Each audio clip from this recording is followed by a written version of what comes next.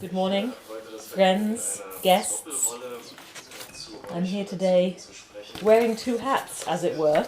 The reason for that is that a few weeks ago I moved into the European Parliament. Prior to that, I was the office manager of the Rosa Luxemburg Foundation here in Brussels, and it's within that function that I worked together with Transform Europe, the delegation GEU left in the European Parliament.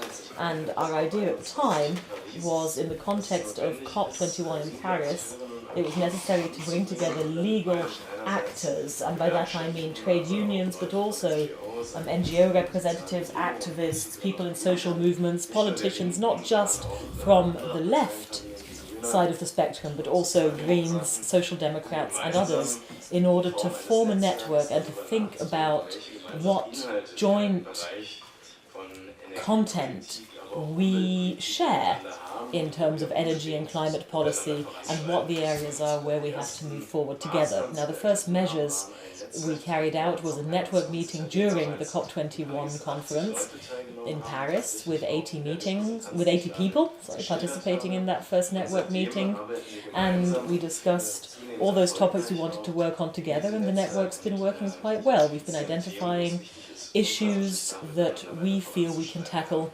jointly. So we've carried out several such network meetings, as well as several conferences and workshops, and the main topics that sort of appeared throughout the course of these meetings were all those topics surrounding the core issue of just transition. Looking at the development over the past few years, we've managed to develop our network, we've managed to identify our issues, but what we haven't achieved yet is be able to develop political majorities and actually bring about political change. I mean, you can see that just looking at the 2-degree target that was set at Paris, and that's something that is constantly under attack and under danger when you look at what policy is being made in developed countries, or the winter package, which we'll be hearing more about in just a minute. So there is some progress being made, there's movement in the right direction at the European level, but it's certainly nowhere near sufficient. I have made some positive experiences, and I hope that there will be more positive experiences in the future. That experience, or that impression rather, is that since Paris 2 years ago, the question of the environment has moved more and more to the centre of focus, not just for the environmental movement, but also in terms of social movement. So we're looking at a social, ecological transition within society, and we're starting to not look at these two issues as being separate, but rather as a joint one, and that is a discourse that is very strong within social movement at the moment. And I'm quite aware, as well as other partners within our network are very aware, that this socio-ecological shift and economic shift can only happen by including trade union representatives, of course, because we know that when it comes to production, consumption and shifting those patterns, we have absolutely no chance of changing the things we want to change, socially and economically, without including trade unionists. So I'm very, very pleased to welcome you all here today, NGOs, trade unions, as well as politicians who will be joining us throughout the day. I'm very pleased that we've all come here together, and I'm sure we'll have a very successful and fruitful conference. And I will now pass the floor to my colleague Manu. Good morning, everybody. I will speak in English, although German is my mother tongue, but I prepared it in English. I speak on behalf of Cornelia Ernst, who's member of the European Parliament, like Martin Schirdewan, and member of the GUE NGL, and substitute member in the Committee for Industry, Research and Energy. She cannot be here right now because her flight was cancelled yesterday. This morning the other plane was broken, so it's a little... Well, we hope that she can arrive later in the afternoon. So she just asked me to speak some introductory words on her behalf. So we are really proud that, to organize our third event together with the Rosa Luxemburg Foundation and Transform Europe on just transition. We think it's a really important discussion and political discourse that we started here. And to be honest, just transition is now some kind of buzzword in the European Parliament. Everybody speaks about just transition, so what we have to do now is to make clear what kind of transition and just transition do we want. The transition of the society and the economy to a low-carbon economy, of course, requires investment in renewable energy and energy efficiency measures, in alternative transportation system, and in sustainable agriculture, of course. So you know that the commitments made by the European Union and the member states under the Paris Climate Agreement are not sufficient at all to achieve the 2-degree target. So what we have to do is we have to bring two things together, and we started already doing this, bringing the climate movement and the trade unions together, because we need a commitment to fight climate change, but also to fight the social crisis. You know that unemployment rates are skyrocketing in the European Union since 2008. Since 2008, the manufacturing sector all over the European Union shrank by 10%. And although we see some kind of economic recovery in Germany and in the Eastern European countries, it's a whole different story for Southern Europe. I don't need to tell you this. So we need investment. We need to make clear that energy must not be a commodity, but a common good. The generation and distribution of energy is a common good. The profits should not go into private companies, but back to the public hand. And also the access to energy is a basic social right. People must not be disconnected from the supply by electricity or heat. Tomorrow we will organize a conference together with the Socialists and the Green Group in the European Parliament on the access to energy as a basic social right. The German Linke, the left in Germany, calls for a coal phase out by 2035, and we call for a yearly structural fund providing 250 million euro per year. When we ask for a just transition, we ask for a just transition that comes from the bottom up, not top down. That means involving the employees in the companies and to hear their voices and their opinions. When we look in the USA, for example, in the Rust Belt, where people voted strongly in favor of Trump, or when we look at the former coal mining regions in the United Kingdom, we can see how right-wing populist forces gain momentum if we do not care about the worries of the employees the worries of the employees, and if we leave the regions deindustrialized and left behind. So what we need is a progressive industrial policy. The Rosa Luxemburg Foundation started some years ago to publish research and brochures and really interesting material on that. So we have to discuss now what kind of strategy do we need, what kind of instruments do we have and do we need to fund a just transition, who are our allies. For this reason, we have invited representatives from different coal regions, from different organizations, in order to discuss best practices, funding, and to find a new common ground and continue the discussion on just transition. And one last remark on the winter package. My MEP Cornelia Ernst is shadow rapporteur for the new electricity market design. It's a regulation and directive, which sounds really technical, but actually it's quite important. It touches upon the support schemes for renewable energy, so the conservative forces in the parliament want to cut these support schemes. They say that renewable energy should be left to the market forces, although they know that coal and nuclear power receive a lot of subsidies. And what they try to do now is, with the new legislation, to introduce or to prolong this subsidy mechanism of capacity mechanisms, capacity payments for fossil fuels, fossil fuel power and nuclear power. So of course we criticize it and we are completely against it. The priority dispatch for renewable energy, which was one reason why renewable energy became successful in Germany, is under attack now. so we defied it. And they even want to attack the emission performance standard for coal power plants in the capacity mechanism. So we want to introduce at least some kind of standard that, yeah, that it's not the most polluting power plants coming into the capacity mechanism, but at least some kind of retrofitted coal power plants. So that's from my side. Thank you very much.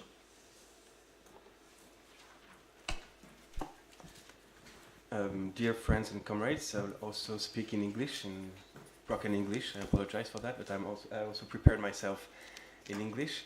It's always a bit hard to take the floor in the introductory panel after two brilliant panelists where most of the clever things have already been said. So I'll try not to bore you too much. I'd like to welcome you all on behalf of Transform Europe.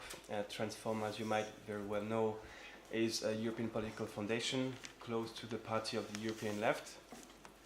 We've been working on issues related with a just transition, a socially fair energy transition, together with the Brussels office of the Rosa Luxemburg Foundation and the GUE NGL through the implication of MEP Cornelia Ernst for quite some time now.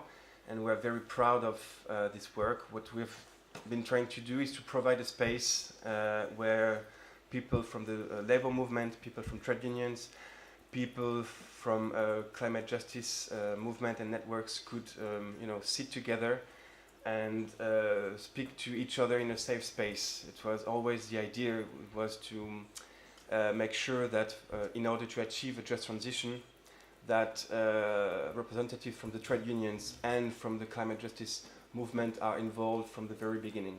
It is very important for us to achieve and to provide those actors with such spaces. It's also not a coincidence that we are meeting each other today, end of this year, in a very short period of time after the COP23 event in Bonn, Germany. One could have anticipated that there would be more, outcomes in Bonn. After that, some 15,000 scientists launched that call in the journal Bioscience in mid-November. But it was again from the perspective of what needs to be achieved. It was a disappointment. Our leaders, the policymakers, did not go far enough in terms of preserving the planet, the very idea of the planet for the generation to come. And of course we can draw one lesson from this. It is that leaders, and even more so if they have embraced the so-called neoliberal consensus, they will never make the right decisions unless they are pushed to do so. And the space that we're trying to provide today contributes to, wishes to contribute exactly to that, to strengthen the trade unions, to strengthen the movement, to make them come together, and to have them discuss with left policymakers as well, because we are fully aware that ecology must be political. Otherwise, it is just about individual responsibility, and it dilutes the responsibility of fossil fuel companies, but also of political leaders. We can, however, have some reasons to be optimistic when we look at the different campaigns, electoral campaigns, which were run in France, in the UK, and in Germany. I'm less aware, but for the very first time, ecological issues and issues related with just transition and an articulation with social justice were led. And this was really, at least for France, which is the country that I know best, it was the first time that ecological questions were displayed in such a way. Of course, it was not perfect. We still have a long way to go, but it is something that we have to be optimistic about. I hope today that there will be time to discuss what a just transition should be about, because as Manuela put it, it is being used by people which are not really members of our political family, and it is also diluting what it should mean. I hope that we will discuss energy poverty. I hope that we will discuss energy democracy. I hope that we will discuss the reconversion of workers active in highly polluting sectors, because if we don't do that, then ecological issues will remain, in something out of reach for the popular classes, and will remain even a sort of habit of the bourgeoisie. And that's something that we should fight against, not just avoid, we should fight against it, and we should make ecology the matter of everybody.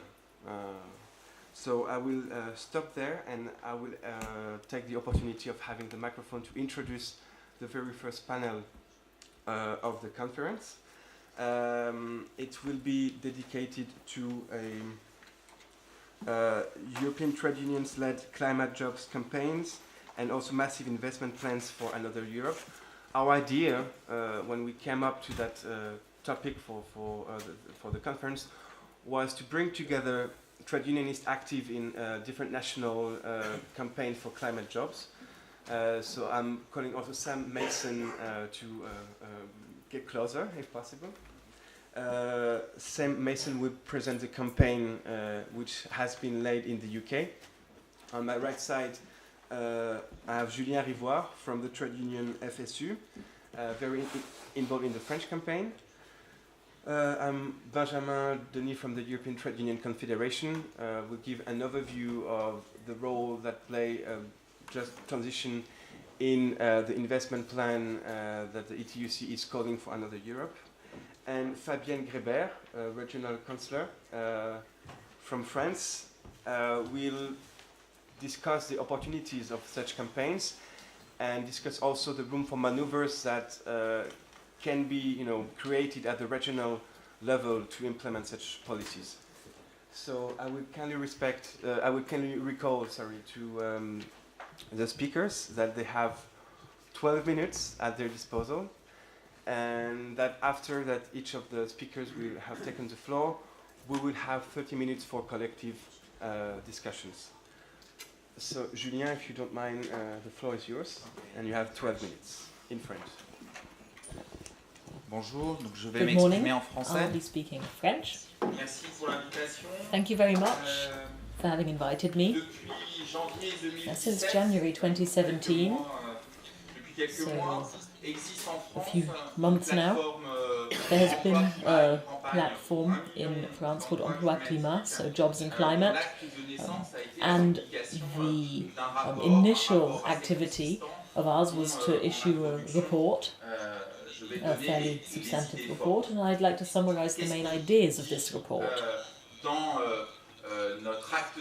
What do we say in our founding document almost of this campaign, Climate Jobs Campaign, and what are the main ideas? There's three main ideas. Firstly, we look at what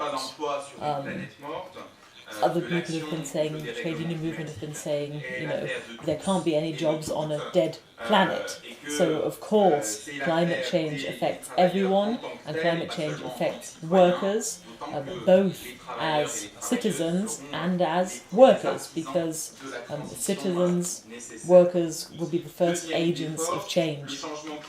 A second big idea is that the transition to combat climate change is necessary, and it's also an opportunity. It's an opportunity for us to create new jobs and to respond to the deep underlying crisis that is eroding our society in Europe, our social structure, and is generating more and more unemployment. It's an opportunity to generate new rights, new workers' rights, particularly when it comes to involving workers in transitional projects and ensuring that there are long-term aims such as collective security, enabling workers to have a guarantee of their rights and their wages during this transitional phase. Transition is also an opportunity to fill our values of social justice with life via redistribution. And this brings me to the third big idea, which is we can do it. This transition is a possibility. Even in France, a country like France can support the creation of 1 million climate-related jobs. And this has been proven by various economic studies. And the cost will be high, 100 billion euros it is estimated, so it necessitates quite a lot of investment in the areas such as transport, building and others. So it's a huge investment, but it's not that huge if you look at it in relation to what the previous French government under François Hollande spent on fiscal or tax giveaways, tax benefits to companies, and billions were spent, 40 billion a year, I think, were spent on these kinds of tax breaks. So if you think about taking that money and investing it in job creation, then it can be done. And if you look at some of the tax problems we've been having, we only need to look at the Paradise Papers that have been leaked recently.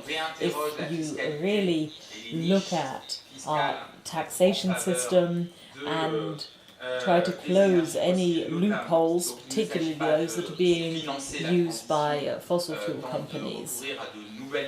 So it's not about raising new taxes or trying to bring in more money through taxes. It's about using the resources more effectively, reallocating resources in a socially more just way and in a more effective way to ensure that the environmental transition can happen. At the end of our report, we say something that isn't terribly original, nothing new really, but what makes our campaign and our report new is that there's many people saying it together. Environmental NGOs, trade unions and various other associations working within the social movement. So this campaign brings together 30 organizations within France, again talking about trade unions, Union Syndicale Solidaire and other trade unions in France, environmental NGOs such as Greenpeace,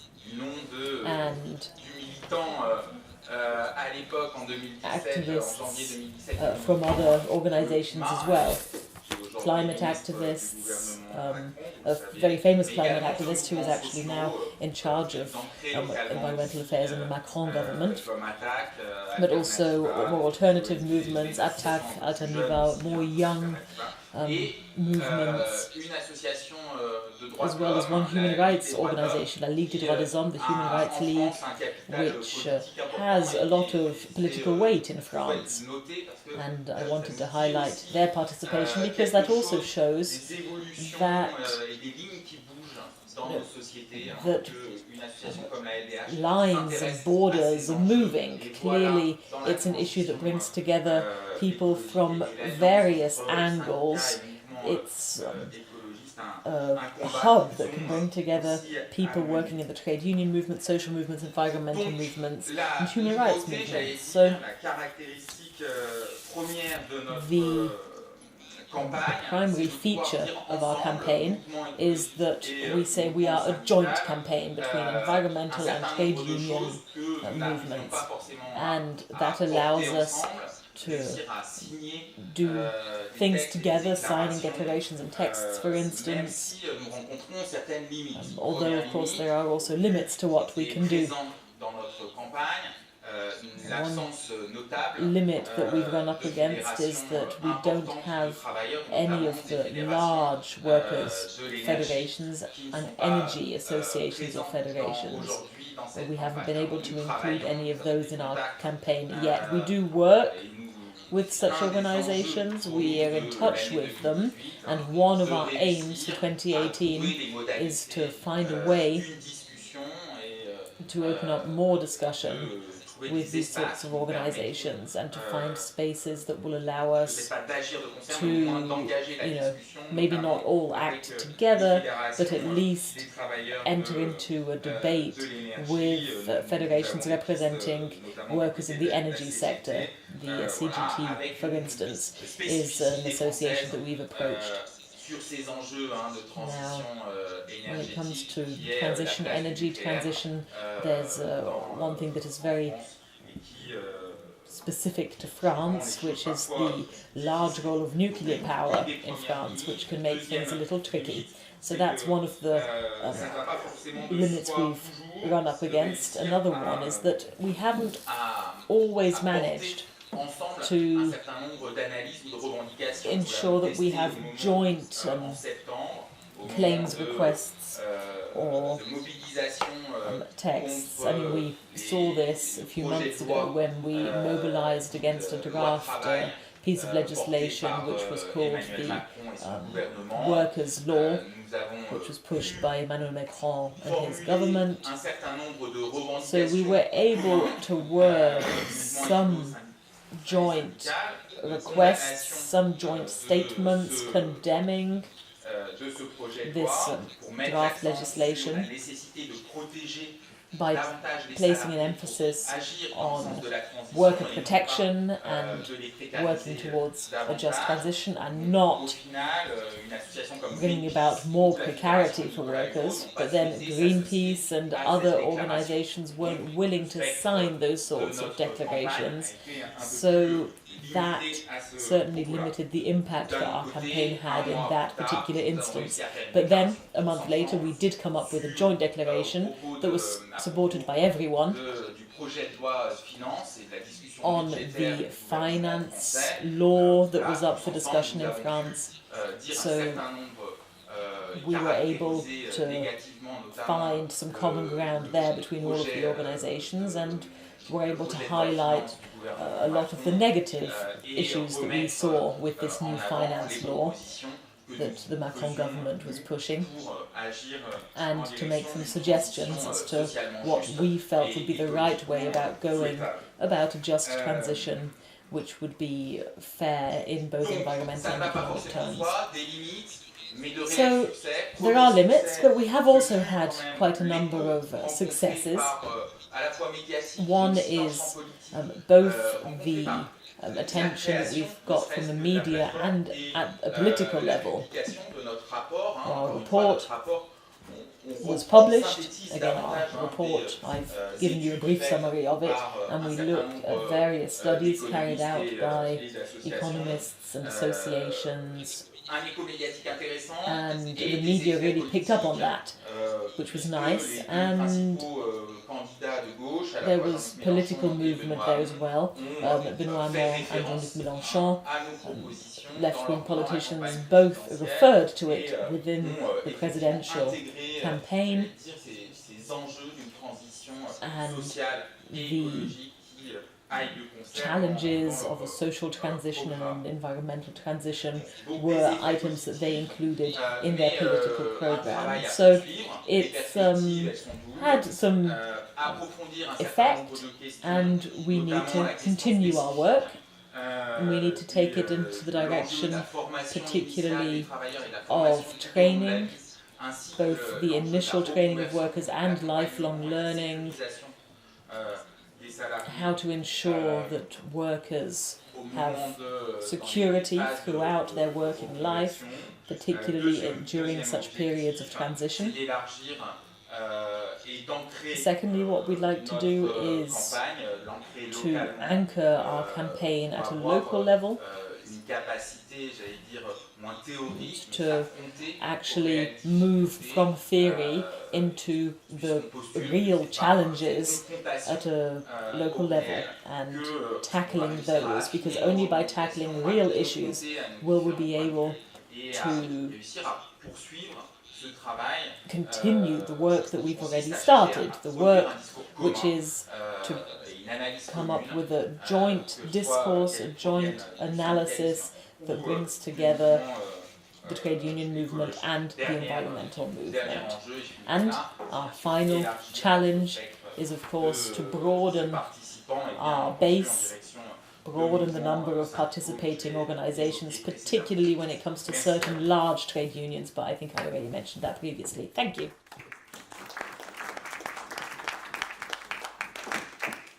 Merci beaucoup, Julien. I propose we continue on discussing such campaigns with Sam from the UK. The floor is yours. Thank you. Hello, and thank you, Maxine Lovers, for inviting PCS to speak at this meeting. I'm from the Public and Commercial Services Trade Union in the UK. We are a predominantly civil service trade union, but also with members in public sector bodies and on privatised contracts, which were formerly part of government work, which were privatised. We have about 180,000 members in the UK. One thing perhaps to just point out, in the past 10 years of austerity in the coalition government and the Tory government, we've seen our membership drop from over 300,000 in 2008 as a direct attack by the British government on our union, an attack on our pay terms, conditions, and trying to undermine our operation. Now, obviously, the government is the employer of most of our members, and we are not affiliated to any political party, but we do work closely, obviously, with those parties, the Labour Party or the Green Party in Britain, the SNP in Scotland, or Plaid Cymru in Wales, if they are promoting our agenda. PCS has had a long and very proud tradition on working on climate change and taking action on climate change. We had our first motion that came to our conference in 2006, and in 2017 we've now got a wide body of work on policy covering a range of issues, but our key points are lobbying for statutory rights for workplace environmental reps in the workplace to help with green initiatives. We campaign actively against fracking, against the nuclear industry. We promote renewable energy. Our other significant campaign at the moment is trade unions for energy democracy, and we are working on developing the energy democracy agenda in the UK for the public ownership and democratic control of the energy system. But the one campaign that underlies all our work is the 1 Million Climate Jobs campaign. And that is central to everything that we do, both in our lobbying and our, as I say, our campaign activist work, and with our members in PCS. To take back a little bit, and it's really good to hear about the 1 Million Climate Jobs programme in France, because 1 Million Climate Jobs is very much a growing movement, and there are campaigns now in several countries across the world. But to go back a little bit to its origins in the UK, this first came out of the trade union group of the campaign against climate change in the UK in 2009 at a conference to look about, to discuss about how we could take some practical action to address climate change, but also the austerity and the affront to workers in terms of the economic crisis that obviously has confronted us all since the 2008 crash. So the Climate Jobs campaign is really very much a response to both the economic and environmental crisis. A Jobs Commission was set up in 2009 to start working on a very practical plan about what climate jobs would look like. That has involved trade unionists, academics, people from environmental movements. So really a cross coalition, if you like, or alliance of different groups that are interested in both worker issues and obviously climate change as a broad environmental debate and how we confront that. I think what's really key to the campaign is that, as was pointed out in some of the introductions, workers are going to be absolutely central to the transition to a clean energy future. And I mean, clean energy, we talk about that as zero carbon, obviously not including nuclear, by 2050. Obviously, there's a lot of debate that needs to be a lot sooner than 2050. So climate jobs is also about a working class response to climate change. It's about creating jobs. It's about addressing some of the structural inequalities of the capitalist system, which we all well know sitting here. I think what's the fundamental start points, what came out of the initial first report that was launched in 2009. There's been 3 reports since then. The last one here, which was written in 2014, obviously ahead of the COP21 in Paris. But fundamental to that at the moment is renewable energy. So making the transition into wind, solar, wave, tidal power. The second bit is installation and a sort of mass program of retrofit of homes, domestic homes, of public buildings. The UK has some of the leakiest homes in the UK. Obviously that would create an enormous amount of jobs in the UK. The third part is in transport and a programme of mass public transport, including obviously buses and trains, and getting away from this idea that the electric car is all the answer, that everybody needs individual travel, and finding ways to facilitate that. The other key element is training and skills. Obviously workers will need to learn new skills in some cases, need to be retrained in other cases, so it's having a clear body of education that supports this programme.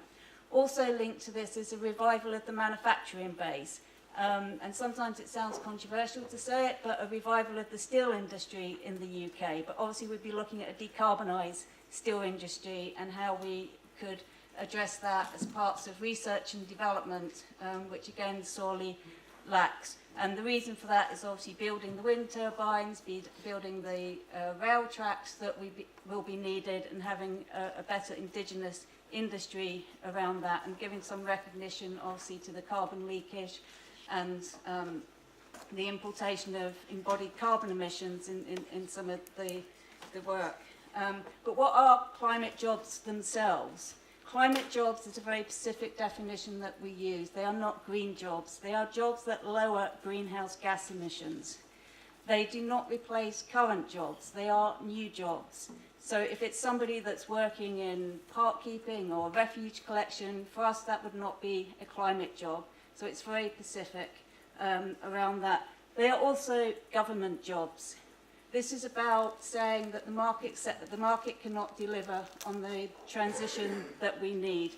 Therefore, only the government can invest at the pace and scale that's needed to address the challenge of climate change that we all well understand.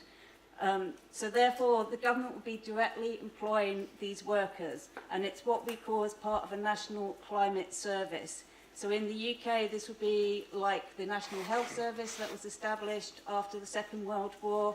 Obviously, that was done in itself at a time of great economic transition, so the money and investment is there to do that.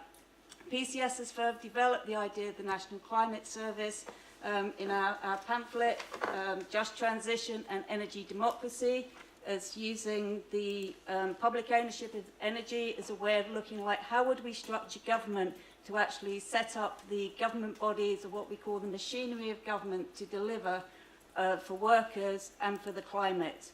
But I think it's also important for us to point out that we see climate jobs as part of a just transition, but it's also part of a transformative transition. As I said earlier, the inherent inequalities of the capitalist system means that we also need to address the inequalities that we have, which we are seeing in the UK and across Europe in terms of the rise of precarious work, stagnation of wages, and which one body at the moment, actually across political body of centre-left, centre-right in the UK, the Institute of Public Policy and Research, calls the UK's muddled economy. And there's actually a lot of focus on this at the moment. So in some respects, this is a big opportunity for us. There's also, climate jobs is well known in the UK now, I would say. It's been around for quite a while. It's embedded into a lot of our campaigning. It's not embedded across all the unions. It has support mainly from the public sector unions. It does also have support from Unite, which is the largest union in the UK, and industrial union, which is important. But some unions are sceptical about climate jobs because they see it as a theoretical piece of work, not actually a practical plan of action. which we would actually contest, but also they tend to be the unions that we have most conflicts with in terms of the whole climate change and energy agenda. And one of the practical ways which we are trying to show that we can have climate jobs plans at the moment in the Fylde and the northwest coast of the UK in Lancashire, where it's the first place where it looks like fracking, well, unless we're successful in the anti-fracking campaigns up there, will go ahead.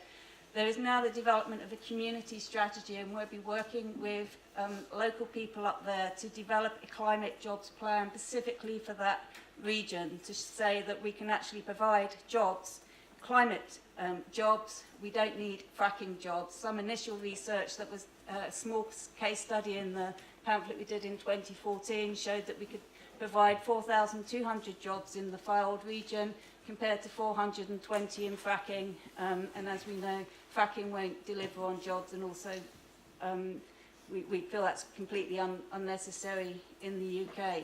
But I think the other important thing with the development now of a changing industrial strategy in the UK, we need to see climate jobs as part of a progressive industrial strategy about rebalancing the economy away from a focus on London, and how we can actually develop those real alternatives for workers, including in the areas of the deindustrialised areas of the former coal mining districts, which have been left in precarious work and everything that we know that goes with that. So we don't want to see, obviously, communities abandoned in the same way in which they were in that very political deindustrialisation of the 1980s. We want to ensure that workers are part of this and are part of the conversations, and we need to do that through our trade unions. Recently, we've had a couple of very important developments in the UK. There's obviously the political development and the success of the Labour Party in the last election. Even if they didn't quite get government, they have changed the nature of the debate in the UK.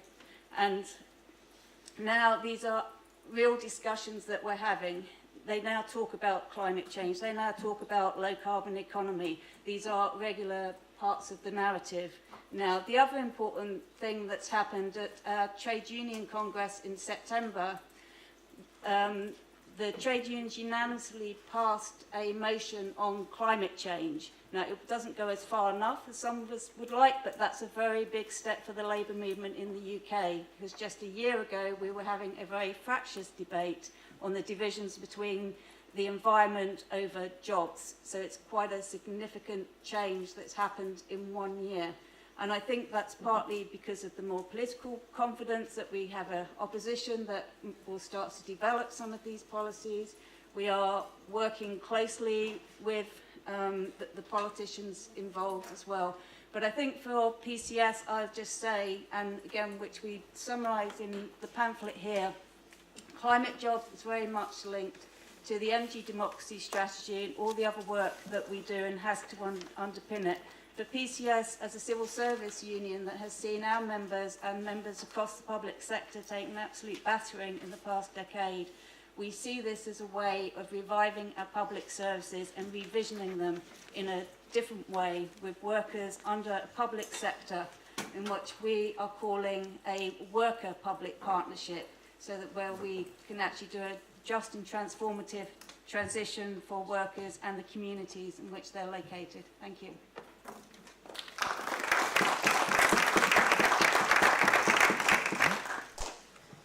Thank you, Sam. And I give the floor now to Benjamin Denis.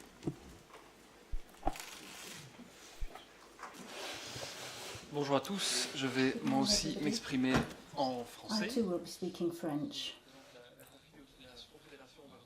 I represent the European Trade Union Confederation. We represent 90 national trade unions from around 40 European countries. We also represent 10 European sectoral federations. What is a just transition in the European context, and how can it be financed? Those are the 2 points that I'd like to address today. What is a just transition? Let's look at that first. Obviously, we have a reference from the COP in Paris to a fair transition, decent jobs. We have some guidelines from the ILO as well. That gives us a starting point, at least in our understanding of a just transition. But when it comes to putting it into practice, there's still a lot to be done. We in the ETUC, together with our members, have identified a number of what we call pillars of the just transition, and I think 3 of them are absolutely crucial. The first is reindustrialisation. You can't have a just transition in an economic and industrial desert. Unfortunately, we know from experience that when jobs are destroyed and regions such as the ones referred to in the UK are deindustrialised, it can take years, perhaps decades, to recreate the right ecosystem for new jobs to exist and living standards to be raised to previous levels. We also need active policies to support workers as they move to new jobs, as they move from declining or disappearing sectors to emerging and growing sectors. We're thinking here, and it's already been mentioned, about initial training, continuous training, what they call in English the skills agenda. The third pillar is social protection and everything that entails, particularly for sectors and regions where the benefits of the low carbon economy will be more difficult to obtain than elsewhere for geographical or economic regions because of the age profile of the workers concerned, factors which make retraining more difficult. Alongside those 3 crucial pillars, there are other pillars which the European trade union movement feels are important. Workers' rights and workers' participation through social dialogue. So that very briefly is how we see the just transition in Europe. Now, how can it be financed? We don't have an investment plan for the just transition at the moment. We have identified a number of pieces of the European puzzle which we feel need to be looked at more closely, and we do have a longer term project which would involve asking the European Commission, which will soon be updating its roadmap for the low carbon economy in 2050, to put in place measures to live up to the pledges made in Paris and to take account of technological development, changes in prices in recent years.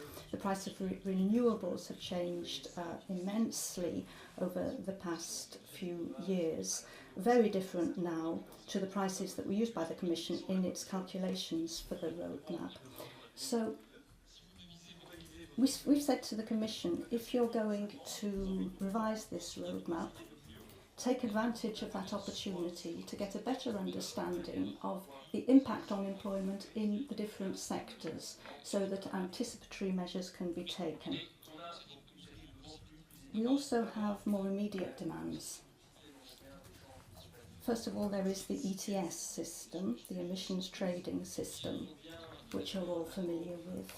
We have just found agreement in the European Parliament for the next ETS period beyond 2020. We've also asked for the creation of a Just Transition Fund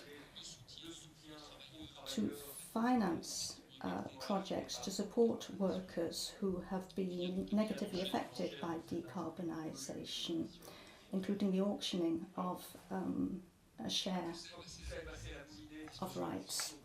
All of that has been discussed at Council and at Parliament.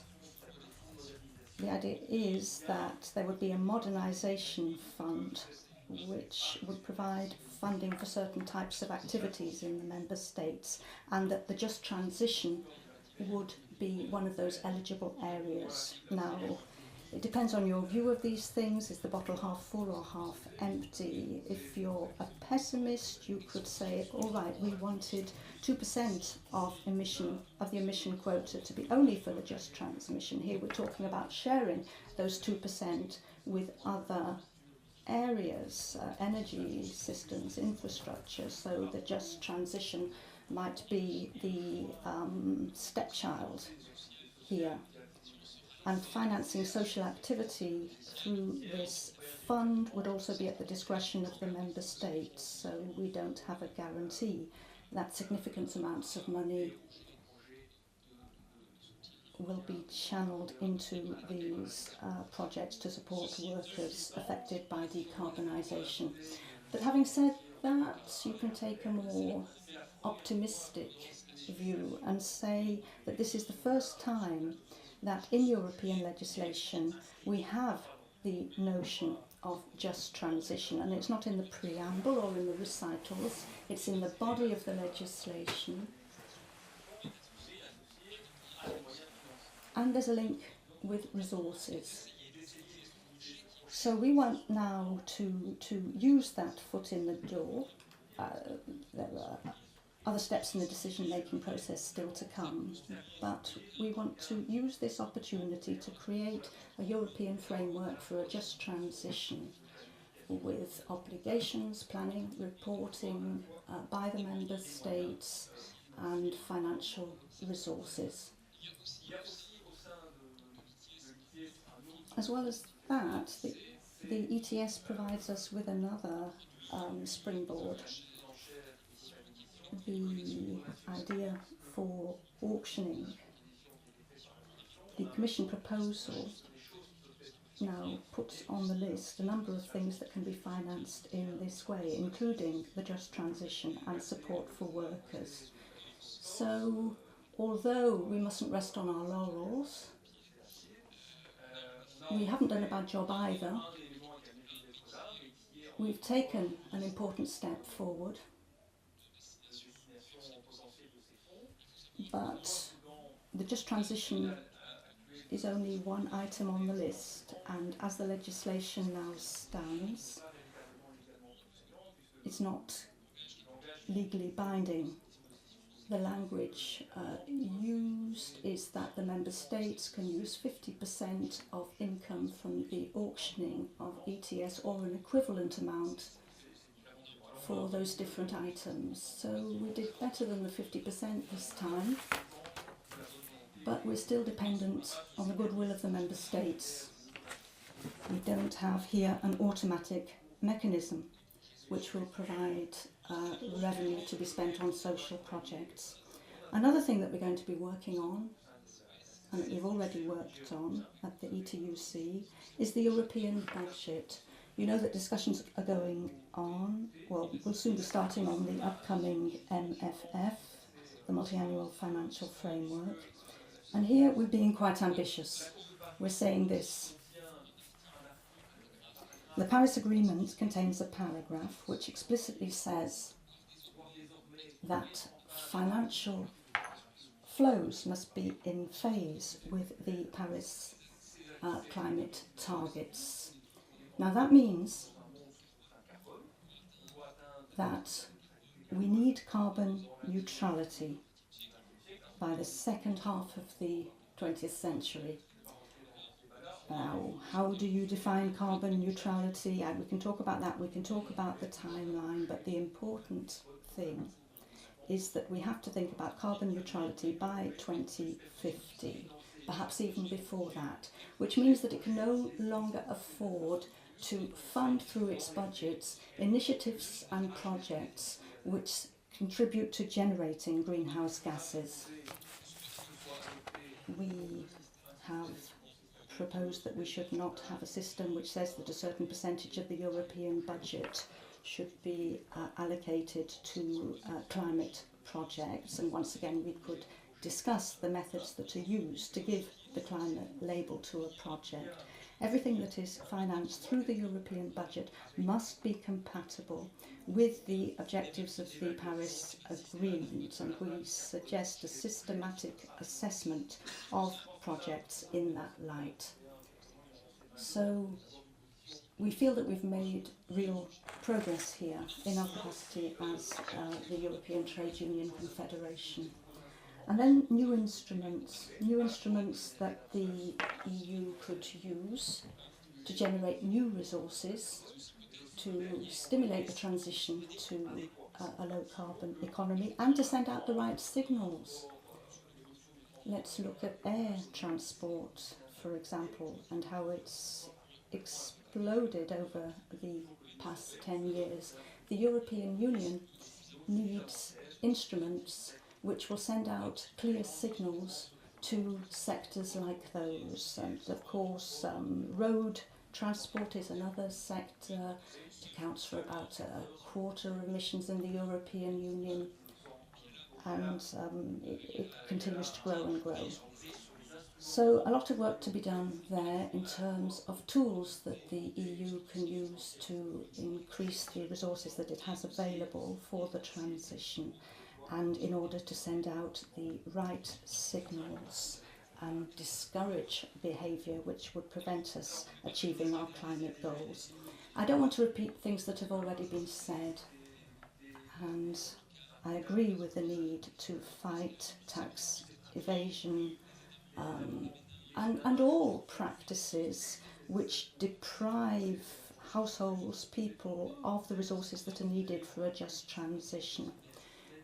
In recent weeks and months, we've seen a series of initiatives to speed up the coal phase out, and that's essential. I hope that there are a few, that a few of the millionaires who are ready to support this campaign will avoid tax evasion too. Because I think the most important thing that they can do to help us forward is not to avoid paying taxes. Well, I'm being told I need to wind up. I'd like to say a few words about the risk of an energy transition which is low carbon and low cost, and low jobs, doesn't create jobs. In some member states, in particular in France, we have seen the emergence of projects that do involve renewables, PV, but the PV cells are made outside France and outside Europe. I'm thinking of Cestas, for example. We have 1 million PV cells, 90% produced in China, 10% in Canada, whereas these PV cells are no longer being produced in Europe. The sector is dying. The European market has been flooded with these low-cost products produced in low-cost countries where workers' rights are not respected, where there is no collective bargaining, there are no collective agreements. And we could ask ourselves questions about environmental standards too. That's not the type of energy transition that we want. It's incompatible with our plan. We want an energy transition which is an opportunity for industry, which creates jobs, high quality jobs, jobs for workers who are covered by collective agreements. That's absolutely key, because when we talk about job creation in the sector of renewables, there are a certain number of jobs in the design phase, there are a number of jobs in the construction phase, there are a number of jobs in maintenance, but now that's often mechanised. But a lot of the potential for employment is in manufacturing. So if we have an energy transition which isn't also a long-term industrial project, we're likely to be very disappointed in terms of the number of jobs produced. So thank you very much. There are lots of things I passed over very quickly indeed, but I hope to answer your questions later. Thank you.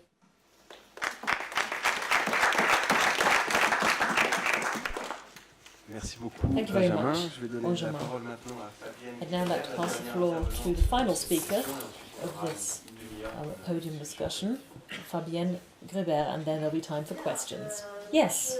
Well, thank you. I'll be talking of my experience as a regional council in Morgad Le Naour, which is a region in France, and so I'll talk a little bit about my work there, and then I'll also talk a little bit about the measures that the French government has been taking following the Paris Agreement, as well as financing sources. I'll be coming back to some of the work done by the French government recently, which is to reduce nuclear power by 2025, and support for various associations which work in the area of just transition and reducing precarity. And then, of course, there's the tax framework, which can jeopardize such transition, as other colleagues have already mentioned. Now, 7,000 climate refugees have come to France over the last year or two, and that's just from climate change, and many workers, many people have been affected in Bangladesh alone. 560,000 people affected by the hurricane that hit there recently, and we can expect many different regions of the world to be heavily impacted by climate change by the end of the century, and that will of course have an impact on jobs. Now let me give you a few numbers on France, which come from our employment agency, our labour agency, which shows that in France we have a fairly difficult situation. Unemployment in France is 22% at the minute, and if you look at people who are signed up for unemployment, people who aren't signed up, people who are training, people who are retraining, if you also take into account people who are unemployed but who have a limited number of hours a week that they're working, that number has increased by 80% since 2008. So that's 5.4 million jobs that are affected by a lower number of working hours a week since 2012. So there seems to be a rise in unemployment and in reduced working hours, and countries like Greece, Spain and other countries in southern Europe are particularly familiar with this issue. Now, the losses that are being made due to this lack of loss has been estimated in France to be about 36 billion euros, which doesn't even take into account the expenditure, so it's a lot of wasted resources that could be used to fund the transition. Now there's the Carillon report, which looked at possibilities of job creation. There was a more recent report, the Busy report, that spoke of 10,000 climate jobs within the northern Basque country alone. So, as we can see, as many people have already said, NGOs and trade unions can make use of such data out there. And of course there are fears, and some of those fears are legitimate, that have been voiced by the trade union movement when it comes to just transition and how to go about it. But we have to imagine the industrial transition that could take place. There was a scenario that was made by an organisation and written up in a report in the Pays de la Loire, a region in France. So that region is highly powered by nuclear, and it was examined what would happen in that region if by 2050 they moved to 100% renewable energies, and what effect that would have on the workplaces there. And at the end of the day, they found out, it was found that the number of jobs from nuclear and the number of jobs in renewable energies would be more or less equivalent by 2050. So I think that in this scenario, what they found was that the jobs would be stabilised over the course of time, because there are sort of two big parts, two big job profiles in nuclear, which is construction and then maintenance, and those are the jobs that would then have to move over, and those jobs are also carried out by posted workers from other countries in Europe. And we need to not just think about the number of jobs, but also the quality of jobs and what sort of jobs. So in this scenario of moving to 100% renewable energy, when thinking about that, we also have to think about, of course, transformation of labour and the current jobs. And we have to ensure that there is sufficient protection to make sure that people can retrain and can acquire the necessary skills that they will need to support the new technologies. Of course, people always raise the issue of cost, but there's the costs to industry, and then the hidden costs, the many thousands of people who die due to pollution in Europe every year, for instance. That's a hidden cost. And 20% of French people, 6 million households, spend more than 20% of their budget on mobility, transport, and I'm sure there's many savings that could be made there as well.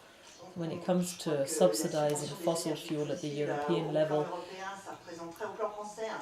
looking at France, one could save about 10 billion euros a year by cutting those, and then when it comes to renovating buildings, about 1.7 billion euros is needed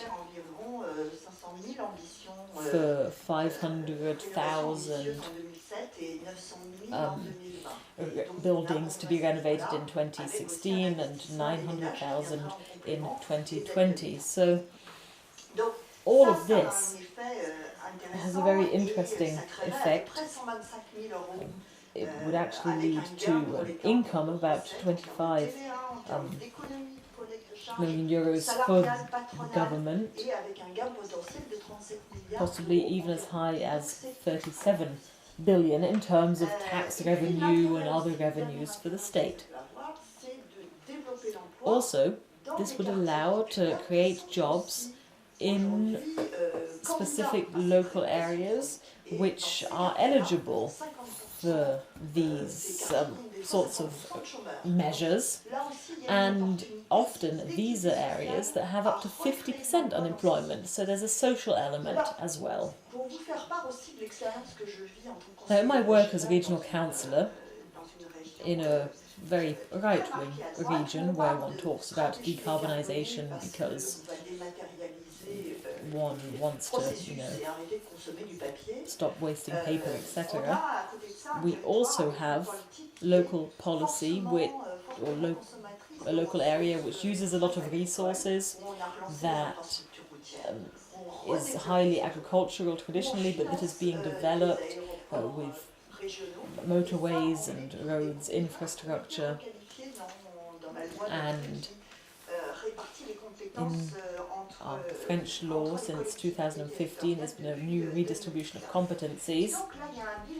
So Auvergne-Rhône-Alpes, the second largest economic region in France, has a fairly difficult situation to contend with, and the vision of transition is focused entirely on innovation, on new types of energy such as hydrogen.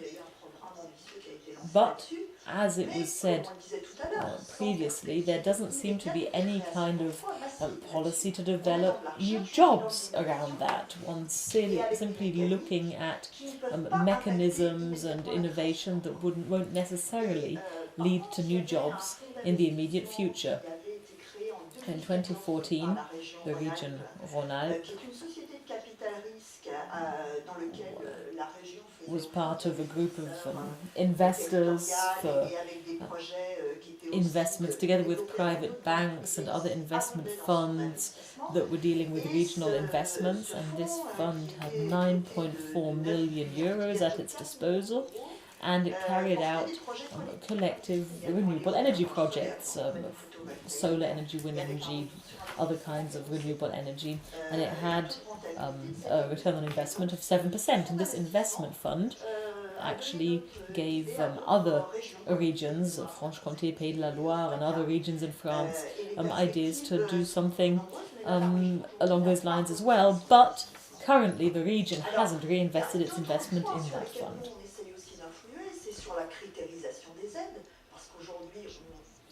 Nowadays, it seems that a lot of support, state support, is given to companies without any strings attached, or that many strings attached. When it comes to levying higher taxes within the regions, they've done that in the area of new authorizations for cars, and that covers a huge part of the regional budget on the so-called grey cards. But then that was completely abandoned. We have intensive agriculture focused on export, and one is moving towards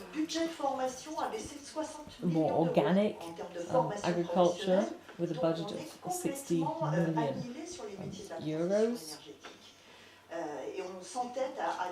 But it seems that we, are sort of doing things not quite the right way around, not focusing on the jobs that could come from a green transition.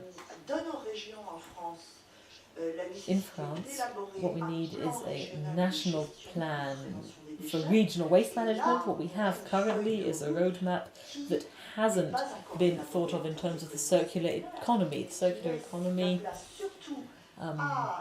isn't taken into account, rather it's the energy aspect, and there's all other topics that could feed into the idea of the circular economy, including jobs and the social aspects, and they're not being seen as one. Now, what are some of the other issues? I've talked a little bit about what's going on at a regional level, and yes, tax evasion is a huge issue. We have a binding directive on making 5% of climate investment at least, and working on international financing for climate actions. And what we need now is that banks stop funding the further development of fossil fuel.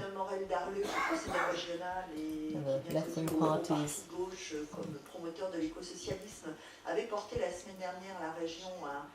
recently filed an amendment to the budget requesting that banks stop supporting the development of fossil fuel.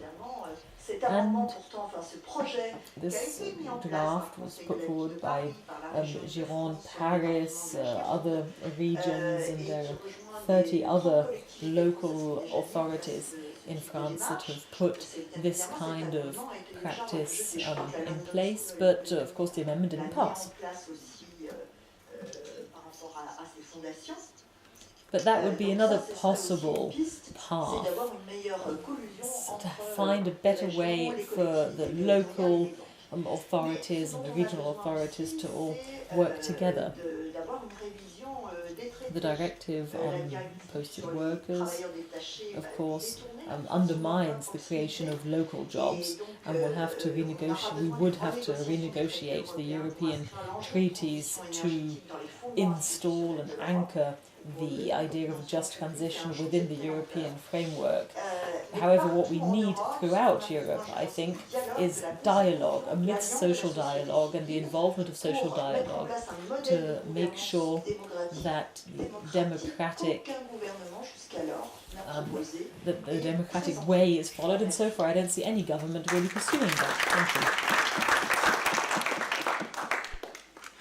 Thank you very much to all the speakers for keeping the time that I know it was I had to do the police, but that's it's part of this conference. We now have, let's say 20 minutes for discussion. I would kindly ask to those of you who would like to take the floor and react on the presentation which were made, to briefly introduce themselves so that we know whom we are talking with. Does anyone have a question, would like to react on any of the presentation? Yeah. Oui, comme ça, ouais. Vous m'entendez là? C'est bon? Oui. La question que je voulais vous poser, c'était que vous avez mis l'accent pour certains d'entre vous. Tu peux te présenter s'il te plaît? Ah, pardon, excusez-moi.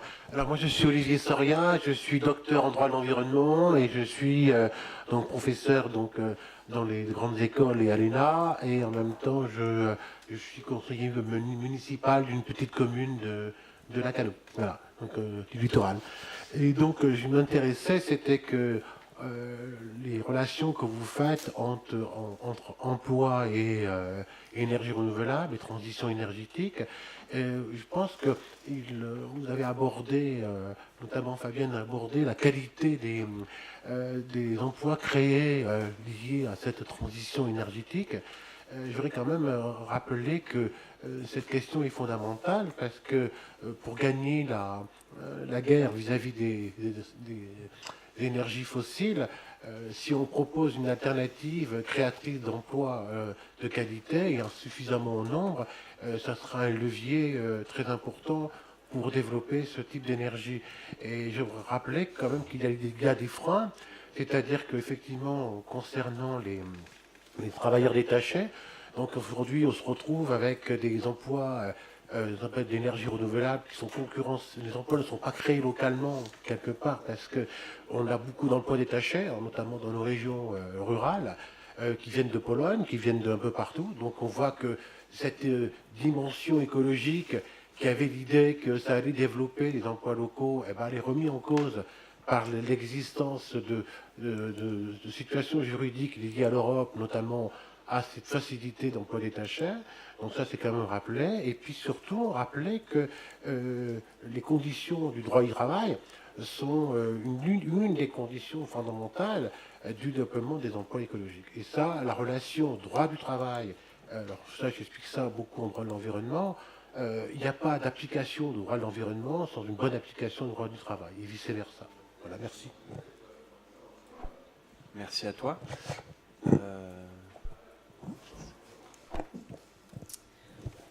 Molly Walsh, Friends of the Earth. Thank you very much to all the speakers. It's so great to hear so much interesting initiatives. I just want to raise a very brief word of warning about the ETS. We in Friends of the Earth are very skeptical and critical of the ETS. On the one hand, because we don't think that a market-based mechanism financializing nature is a good way to solve the crisis that the market has brought us.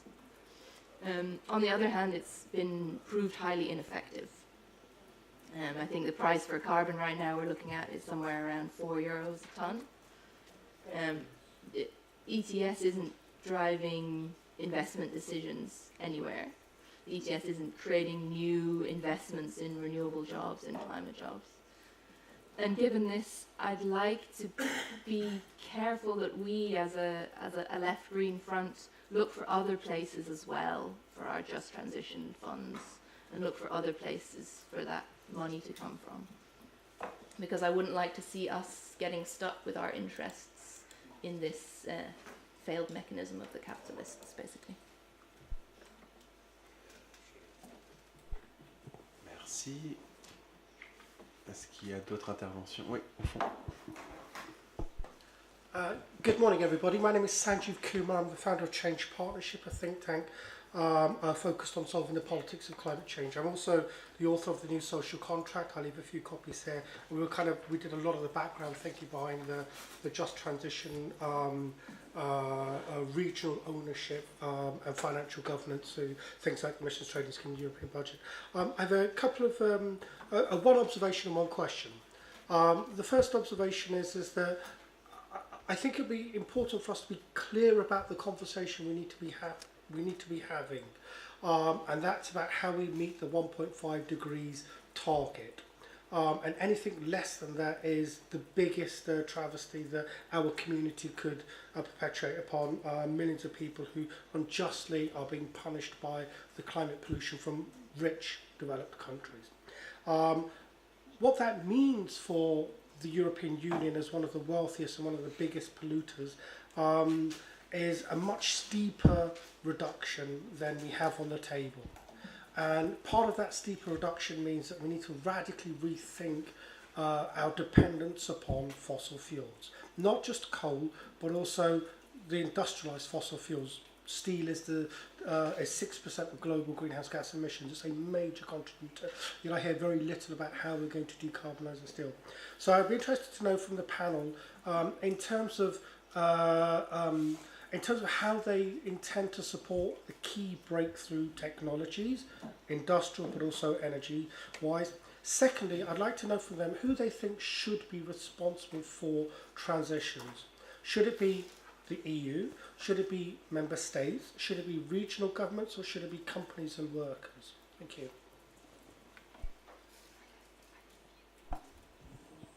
Thank you very much.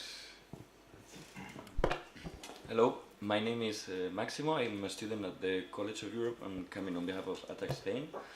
And my question is regarding the intermittency of the renewable energies. So I wonder, in some of the reports that were mentioned, this has been tackled, and so what's the strategy to avoid using fossil fuels as to ensure the security of supply, and if the alternative would be to build batteries, or what has been thought about on this regard? Thank you. Une dernière question peut-être, et puis après un premier tour de réponse des intervenants. Thanks. My name is Susanne Scherbert. I'm also from Friends of the Earth Europe, as Molly said already a question. I have a question to Sam. I'm very much with you on the structural change we need for our system, for our current system currently. And you brought up this idea of the government jobs. So and you talked about the National Climate Service. I would be interested, maybe you can explore a bit more how you can see that actually happening, and that we, with that, actually see maybe real structural changes as you explored in your intervention. Thanks a lot.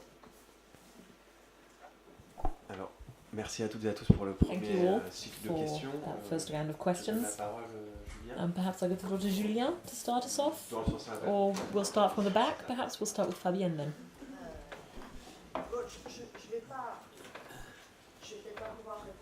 I may not be able to answer all the questions, particularly when it comes to security of supply and batteries and all that. There might be other more technical experts who will be able to respond to that.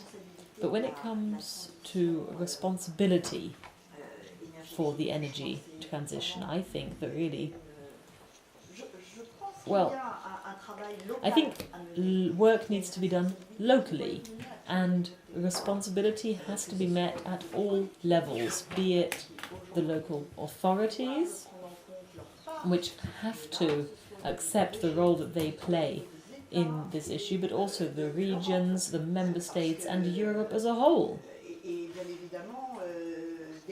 Of course, French consumers also play a role, and at the minute they don't seem particularly involved.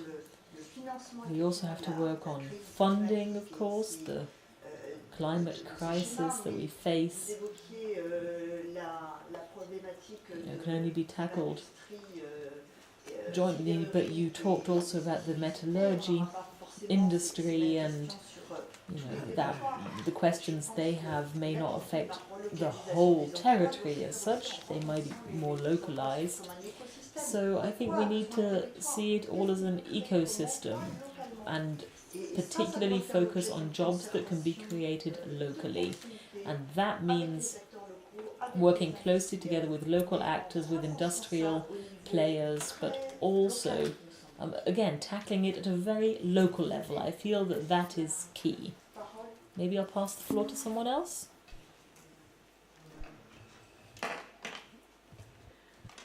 Okay, yeah, thanks for those questions and really important points. I think I'll just start with the National Climate Service question, because in a way it sort of answers some of the other points made as well.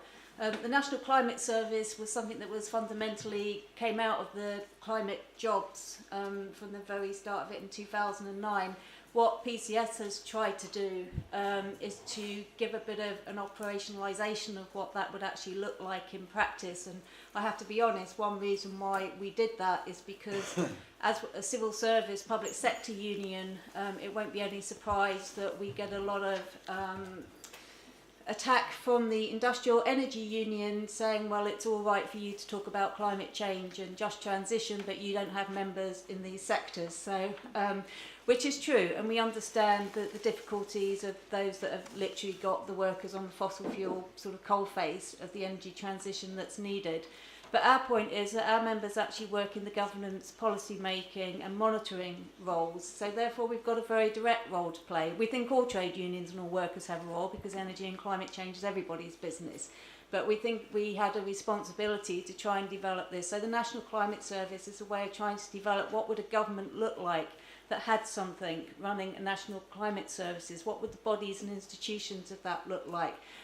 There's a full detail of it in our pamphlet, and I've got a few copies of those if anybody wants them. But as I said earlier, it's a bit, if you think a bit like the National Health Service in the UK, which is an overarching body and has lots of different functions underneath. That's very much how we envisage the National Climate Service, and one of the key important parts of that is a ministry for climate jobs, skills and social protections, and dealing with the point that was made by the comrade at the beginning about the decent jobs. And one thing I missed to say in my contribution, obviously climate jobs is about decent jobs. It's about good terms and conditions, it's about unionised jobs, it's about permanent and secure work. So that is very fundamental to the climate jobs debate as well.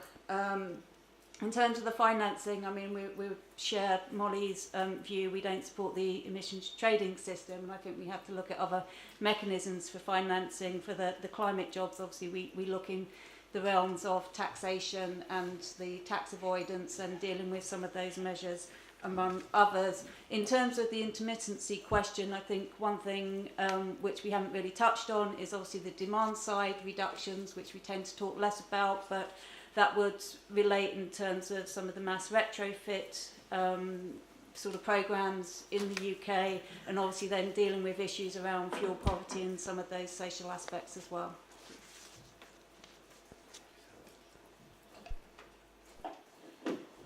Poursuivrai sur cette question. Yes, I'll continue along those lines, and public service, employment, the nature of employment, the role of the employer. In France, we decided not to focus on that issue in our work, but rather to look for investments from the private sector, building, for instance, building renovations, where we can bring together artisanal handiwork, which has an important role in France. We feel that that should be supported rather than creating more public jobs. But we do also have French public companies active in the energy sector. And just because the company is state-owned doesn't mean that policy, labour and environmental policy is necessarily good in these companies. So we have to look at what we expect, what the requirements are that we have, how we can keep it in check, how we can make sure that the workers keep the company in check, be they public or private companies, but also make sure that consumers are keeping the companies in check. So it's all a democratic challenge, but it's still a challenge, of course. We don't have a miracle solution for this, but we feel that if we have at least certain basic principles, we can move forward. If we look at national history, and I completely understand, for liberalisation that took place in the United Kingdom in the 1980s, and the lack of public jobs in the energy sector. We have EDF in France, which is a little more complex, and currently in France, the state is the #1 employer of precarious workers. So our situation is slightly more complex, but I think that what's important is that both the workers and the consumers check up on what these companies are doing, and I think that can bring us together no matter our different national contexts. Thank you, Maxime. Yes, I'd like to react to two of the questions, the ETS question and technology. You know, ETS, we're not naive, we don't live in a cave, we are aware of the shortcomings of the system, and we as a network analyse the system with our members. We had a long debate on the ETS, and this was about 3 years ago when we came up with our position on it, and our position basically says that ETS is not our preferred model. We would rather have seen a much more simple system based on high taxation of carbon and looking at specific sectors where companies had to work to meet certain standards. But we don't think that politically such a system will be politically feasible in Europe in the next few years, because to adapt tax systems at a European level you need unanimity, and that's very difficult to achieve politically. So, you know, the ETS really is whatever you make of it. So it could be seen as being a market tool. But in cap and trade, I mean, there's the trade element, but there's also the cap element. And the cap element is much more powerful if it can be paired with political will. And I think we can all agree in saying that that hasn't been the case so far and probably won't be in the years to come either. But if the right decisions are made with respect to the ETS and the volume of quota up for trading is sufficiently low to meet the Paris objectives and the ambitious and coherent aims which have been set, I don't mind the ETS, but practically speaking, the income that could have been generated by the Just Transition Fund, the way that we had designed it, would have been, 10-20 times higher than the income that is currently available in the Globalization Adjustment Fund. So the ETS is here, it's here to stay, it's part of the landscape, the political landscape, whether we like it or not. So I think we have to look and see what we can make of it and how we can use it for the benefit of workers and to support a just transition. And when it comes to Sanjeev's question, our view is this. The main vectors for reducing greenhouse gases are: 1, energy savings; 2, decarbonisation of electricity generation, renewables instead of fossil fuels; and 3, the circular economy, replacing traditional manufacturing and drastically reducing greenhouse gas emissions. But there will still be emissions left over for which we might need these technologies. And the technologies that have been identified by the scientific community so far are CCS, carbon capture and storage, technologies for using CO2. What we say is that wherever it makes sense, where it is socially acceptable, economically viable and environmentally viable, then these technologies should be usable.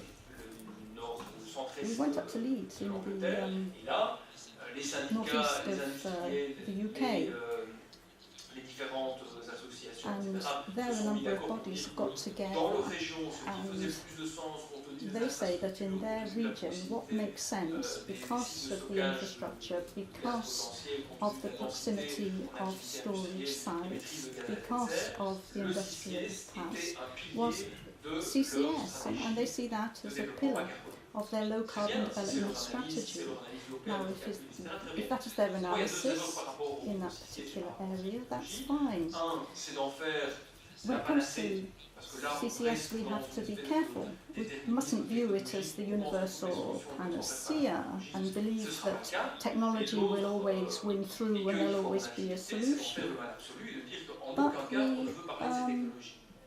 Donc, Mustn't entre les deux, vilify il it faut either and say that in those circumstances are we willing to even discuss it.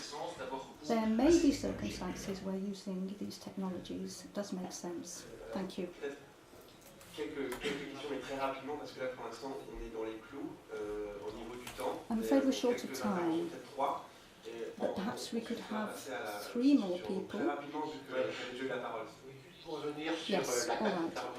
To come back to... Il faut savoir qu'elle rapporte d'abord pour l'instant très peu du fait des quotas qui sont quand même très très élevés. ETS, the quota is very high at the moment and revenue is very low, and it brings about a lot of VAT fraud too.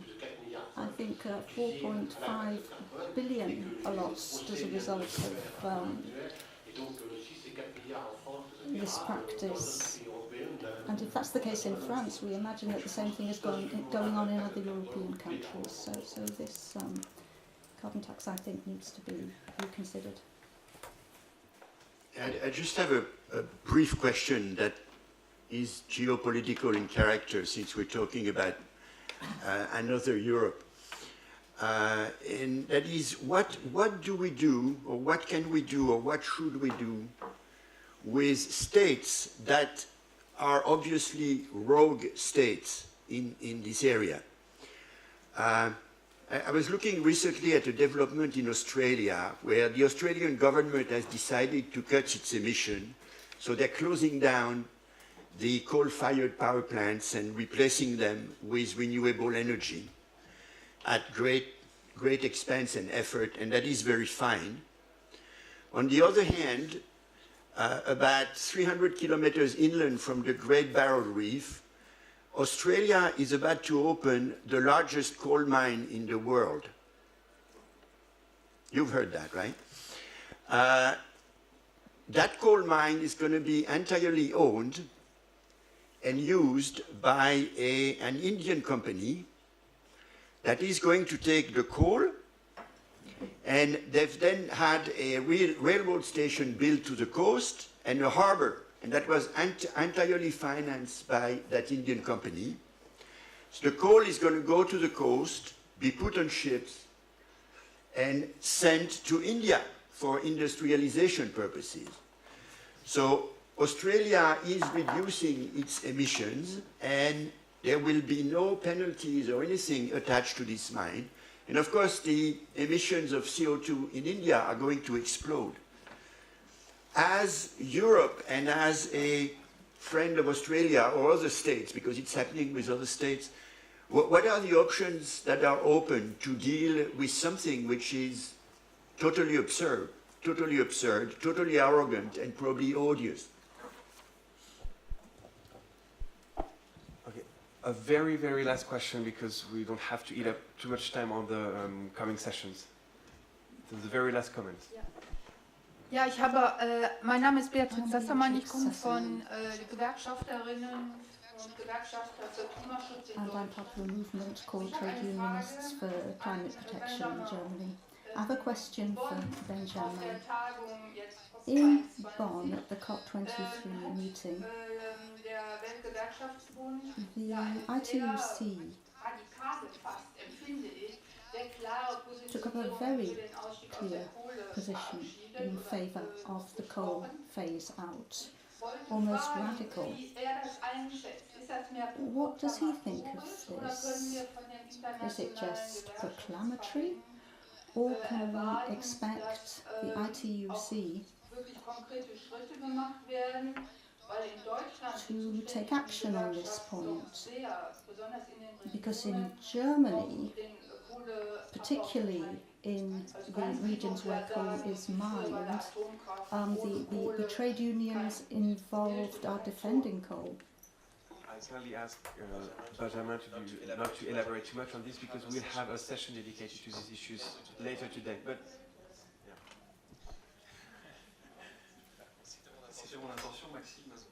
I don't intend to speak for very long. For reasons that have nothing to do with the time frame. There's no carbon tax in Europe.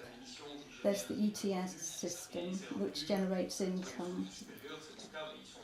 And quite substantial resources, several billion euros a year. So I just wanted to clarify what we were talking about there. Now, in terms of coal and our position on coal, well, it's very clear. And our message on the Paris objectives and carbon neutrality are clear too. But when it comes to the energy mix, the time frame, all of that, those are national matters. So I would tend to leave this question to the unions that come from countries where coal is produced and consumed.